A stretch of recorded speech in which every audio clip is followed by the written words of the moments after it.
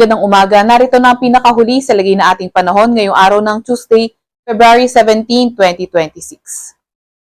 Narito rin ang ating pinakahuling satellite image kung saan ang northeast monsoon o amihan sa extreme northern Luzon nakakaapekto at ang easterlies o yung mainit na hangin galing kadagatang Pasipiko nakakaapekto sa nalalabing bahagi ng ating bansa. Mapapansin nga rin natin sa ating latest satellite image na halos walang kaulapan or halos malinis yung ating landmass.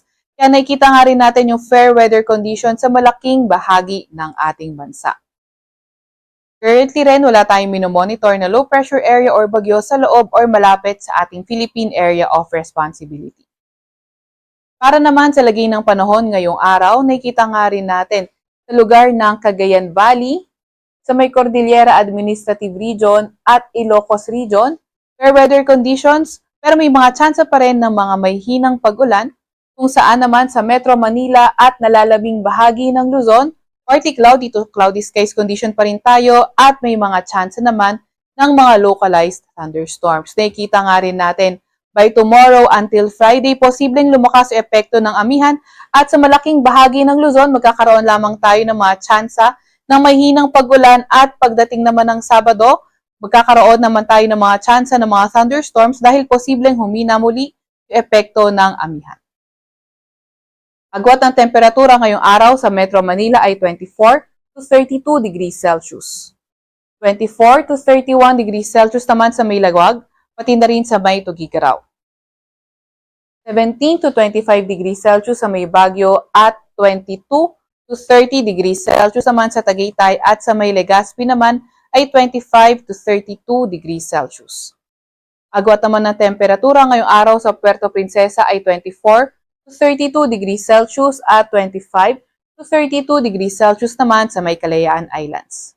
Para naman sa lagay ng panahon sa may Visayas ngayong araw, katulad nga rin sa malaking bahagi ng Luzon, partly cloudy to cloudy skies at may mga tsansa ng mga localized thunderstorms. Nakita nga rin natin by tomorrow, posible magpatuloy itong partly cloudy to cloudy skies condition at may mga tsansa nga ng mga thunderstorms. Pero sa may silangang bahagi ng Visayas o dito sa may Eastern Visayas simula Thursday until Saturday, posibleng maging maulan.